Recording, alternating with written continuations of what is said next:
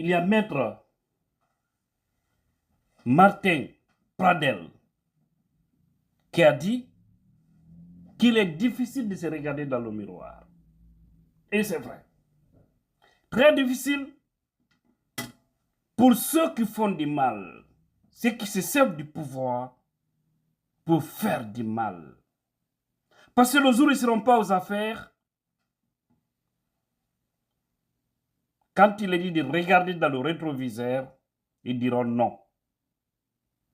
Parce qu'en ce moment, ils verront la belle vie qu'ils menaient et la souffrance que le peuple menait et tout ce qu'ils faisaient subir aux gens, eux, ceux donc qui faisaient subir, viennent occuper leur place et eux, ils se retrouvent dans la poubelle de l'histoire. Voilà actuellement ce qui se passe au procès du 28 septembre 2009. La partie civile assure fort et surtout l'intervention de ce brillant avocat, Martin Pradel, qui a mis tout le monde au respect. Quand j'ai tout le monde au respect, c'est que les gens l'écoutaient religieusement. Et ça doit être une leçon pour Mamadi Doumbouya, pour Idi Amin, pour Bala Samoura, pour Amara Kamara, pour Ousmane Gawal, pour Mori Kondé, pour ne citer que ceux-là, pour Bachir Diallo de la sécurité, pour ne citer que ceux-là, j'ai dit, pour ne citer que ceux-là. Ils sont nombreux au sein du CNRD. Mais pourquoi ces gens-là? C'est parce que actuellement, la situation tourne très mal. Et imaginez hier Dadis. Regardez cette photo. Ça, c'était le regard de Dadis lorsque cet avocat blanc parlait des erreurs d'hier, parlait de tout ce que le CNDD a eu à commettre le 28 septembre 2009 au stade du même nom. Dadis lui regardait avec ses regards. Oui, ça ne dit rien à Mamadi Doumbouya, ça ne lui dit rien. Qui pouvait imaginer Dadis en 2008, début 2009, qui pouvait imaginer que quelqu'un pouvait déranger Moussa Dadis Camara à la tête de la Guinée? Il était supra-homme. Mais Dieu a toujours le dernier mot. À cause d'un seul mot, cela lui a coûté. Si je veux, je me présente. Si je ne veux pas, je laisse. Je ne suis pas né avec la tenue. Je peux ôter la tenue pour être candidat. Et actuellement, c'est la même chose qui se dessine avec le CNRD. Mamadi Doumbouya, sachant qu'il a commis assez de gâchis, qu'il a causé assez de dégâts, qu'il a fait trop de mal aux Guinéens, il veut mettre deux options sur table. Première option, tenter de se présenter. À défaut, tenter de planifier quelqu'un pour qu'il se maintienne. Mais ils oublient que la chance que les autres ont eu, eux, ils n'auront pas ça. Parce que les résultats seront comme le même jour. Aucun vent ne marchera, ni à la bataille. Et la stabilité aussi du pays dépendra de tout ça. C'est clair. Nous n'allons pas nous laisser faire. C'est clair. Voilà. Donc, le monsieur, ce blanc m'a vraiment séduit. Cet avocat m'a vraiment séduit. J'ai vu les juges le regarder et il n'a dit que des vérités. Rien que la vérité. Le 28 septembre, après tout, il a dit que les Moussa Dadis et autres, personne ne pouvait imaginer qu'après leur temps, 15 jours, il allait rendre des comptes. 15 jours, ils pouvaient se retrouver devant le barreau pour répondre de leurs actes. Et aujourd'hui, on les pose des questions. Ils sont là, en position de faiblesse. Ils n'ont aucune force. Personne d'entre eux n'a une force aujourd'hui. parce qu'ils sont réduits à leur plus petite expression.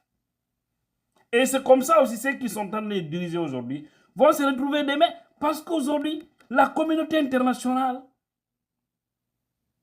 a ses yeux braqués sur la Guinée. Vous avez vu encore le rapport de Human Rights Watch, ce qu'ils ont fait sortir par rapport au nombre de personnes que le CNRD a ôté la vie banalement. Ils ont parlé, je crois, de 47, 48, quelque chose comme ça, dans les rapports. Et ça, c'est lors seulement des manifestations politiques ou manifestations sociales. Sans compter les fausses communes, mes frères et sœurs guinéens. Le jour où Doumbouya a pris le pouvoir, on parle d'une centaine de personnes. Aujourd'hui, leurs parents, les enfants, les parents de tous ces jeunes qui étaient au palais Sékou Touréa, ceux qui étaient du côté du régime Alpha, les gardes d'Alpha, et ceux qui étaient aussi du côté de Doumbouya. Aujourd'hui, personne ne parle. Personne ne sait où ces gens-là ont été enterrés. C'est comme ça. Leurs grands mentors aussi avaient fait. Parce que autant de Sékou aussi, c'est comme ça. On parle de forces communes. Jusque-là, c'est pour qu'on parle de l'association des victimes de Kambaro. Ces gens-là sont là. Jusque-là, beaucoup d'entre eux ne savent pas où se trouve le corps de leur papa. Aujourd'hui, à Conakry, beaucoup de gens ont construit sur les corps de ces gens. Oui, les gens qui se sont battus pour la Guinée. Mais ils ont pris leur corps, paf, comme ça, banalement. Voilà une leçon de vie pour les Mamadi Doumbouya. Parce que lui aussi, il veut manigancer, il veut manipuler les choses. Il veut se maintenir, qui a Tébeng, affaire du 28 septembre. Les forces vives s'étaient organisées pour aller dire non à une candidature de Moussa Dadis Camara. Et le porte-parole, à l'époque, c'était l'actuel premier ministre de la Guinée. Hier, et on les matait. Aujourd'hui, ils sont ceux-là qui sont en train de mater. Et s'ils ne font pas attention, demain, malheureusement, pour eux, ils seront aussi matés. Parce qu'ils ne se servent jamais des leçons du passé. C'est l'impression que le pouvoir de la Guinée est têtu. Ou que ceux qui viennent diriger sont têtus. Parce qu'ils ne tirent jamais les leçons du passé. Voilà cet avocat qui m'a vraiment séduit. Qui a donné une leçon de vie. Qui a fait ses sorties pour les dirigeants actuels. Ce n'est pas pour Dadis. Hein. Pour Dadis, déjà, il reste à savoir, il va passer combien de temps en prison. Après les verdicts, on ne sait pas quel sera son sort, et lui et les autres. Vous avez vu Marcel Guilavogui aussi, vous avez vu le regard de Marcel. Vous avez vu Marcel, comment il regarde. Il regardait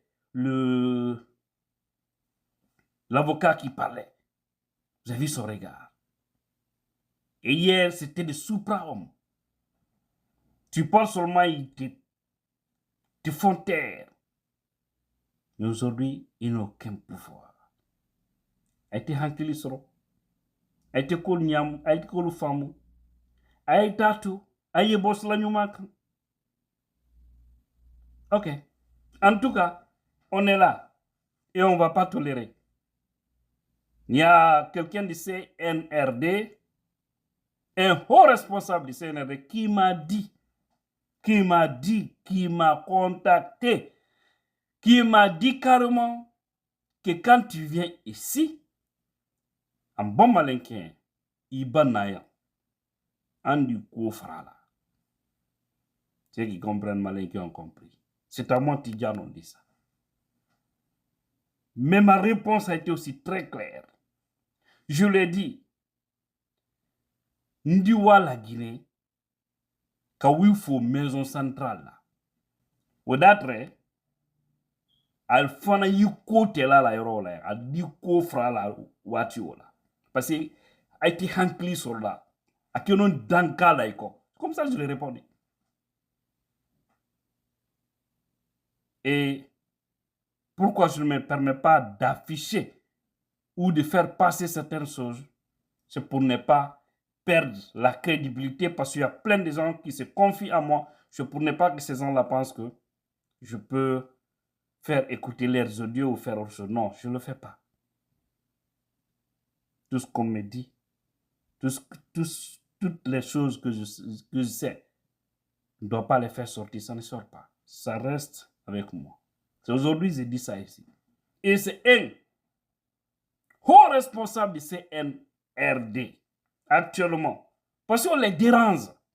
C'est ça aussi la vérité. C'est parce qu'ils sont malhonnêtes. Sinon, s'ils étaient honnêtes, ils allaient vraiment rester sur la droite ligne, sortis par la grande porte. On était tous avec eux au début. Moi, j'ai parlé avec beaucoup de responsables au début. Lorsque cette affaire a commencé, en ce moment, ils cherchaient les gens. Ouais, ils cherchaient à se faire plaire. Et moi, heureusement, c'est pourquoi il faut toujours garder ta dignité. J'ai toujours dit, moi, je ne peux pas aller.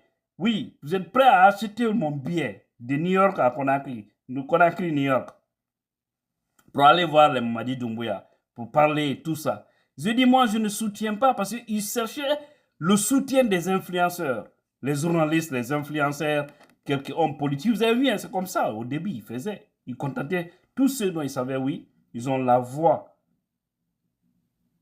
plus haut. Vous voyez? Donc, mais, moi, j'avais dit, hein, je suis prêt à soutenir Mamadi Doumbouya. D'ailleurs, je soutiens en tant qu'il sera sur la droite ligne. Mais le jour où il va dérailler, je vais dérailler. Et je suis dans ça. C'est ma logique. C'est mon principe. Je dis, actuellement, je suis avec le président Soldat Diallo. Je souhaite que des mecs qui dirigent la Guinée, je souhaite qu'ils posent des actes positifs pour la Guinée. Mais si le président le faisait comme ceux qui dirigent actuellement ce pays-là, c'est là où les gens vont comprendre que mon combat, ce n'est pas un combat pour un individu, c'est un combat pour des valeurs. Parce que je vais dénoncer, je vais condamner.